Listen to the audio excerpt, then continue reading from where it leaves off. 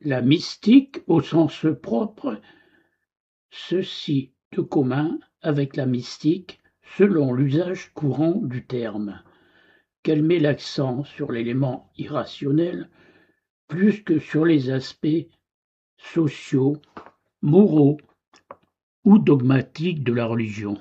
Elle se trouve chez tous les peuples, à tous les moments de l'histoire. C'est elle, surtout, qui permet de qualifier l'homme d'animal religieux. Peut-être pourrait-elle se définir ainsi.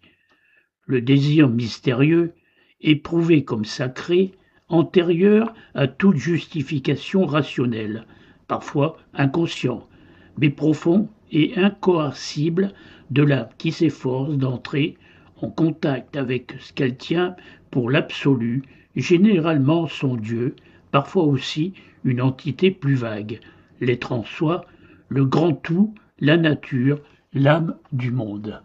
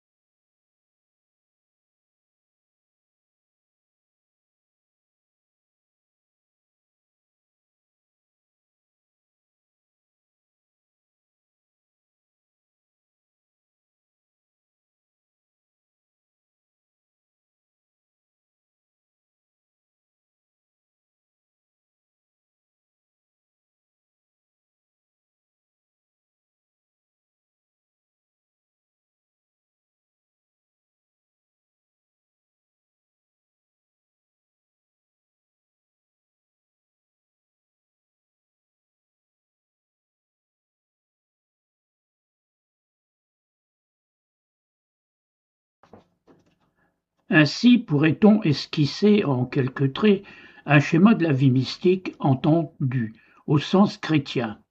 Les phénomènes plus ou moins extraordinaires qui l'accompagnent, souvent révélations et visions, ne sont qu'accessoires, grâce divine peut-être, illusion parfois, effet pathologique même, le corps fléchissant sous le poids des joies ou des peines extrêmes éprouvées par l'âme.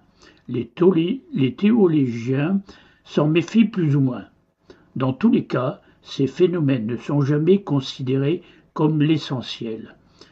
Depuis quelques siècles, on a pris l'habitude de nommer mystiques ceux et celles qui ont fait cette expérience de la présence de Dieu en eux à un degré suréminent. La théologie mystique spéculative décrit cette même expérience et en traite théoriquement. L'âme avancée dans la voie spirituelle, le mystique sent, goûte l'union de l'âme à Dieu par la grâce. Le vocabulaire usuel prête tant bien que mal ces termes pour définir l'indéfinissable. Dieu se donne directement à l'âme au-delà de toute catégorie intellectuelle. Elle contemple, sans intermédiaire, quelques-uns de ses attributs imparticipables, ou même elle a la certitude de le saisir dans son essence sans aucune notion intellectuelle et sans image, connaissance intuitive, notion qui la comble d'une indicible joie et la fait défaillir d'amour.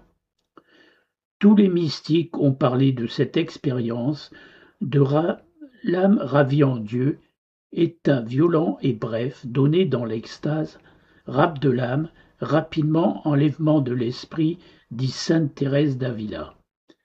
L'âme se sent une avec Dieu, quoiqu'il sache de la même ineffable connaissance que la différence subsiste entre elle et lui.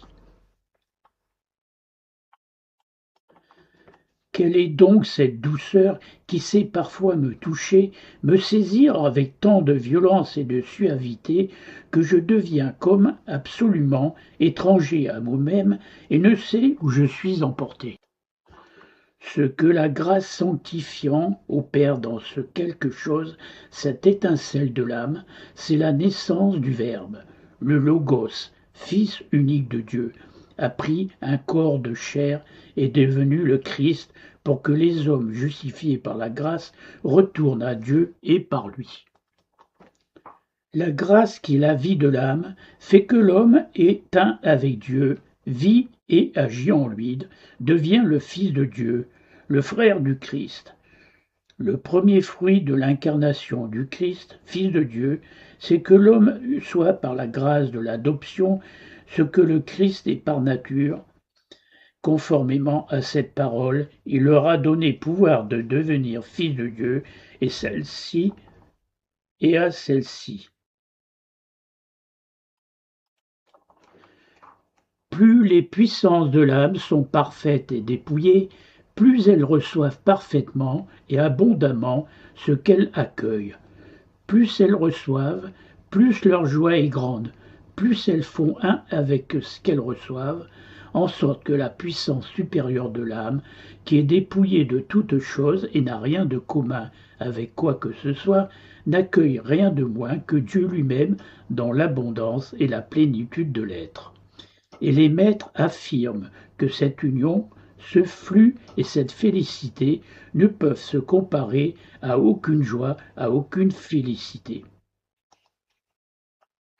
Le fruit de l'esprit est l'amour, la joie et la paix, être dépouillé, pauvre, ne rien avoir, être vide, transforme la nature.